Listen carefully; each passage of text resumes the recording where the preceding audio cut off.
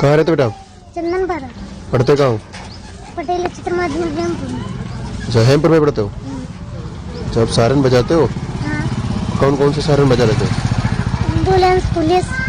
Ambulance और police का? जिला क्या लगता है तुम्हारा? सीतापुर। यूपी के रहने वाले हो? हाँ, बजाओ सायरन। कौन सा बजाओगे पहले? पुलिस का। बजाओ।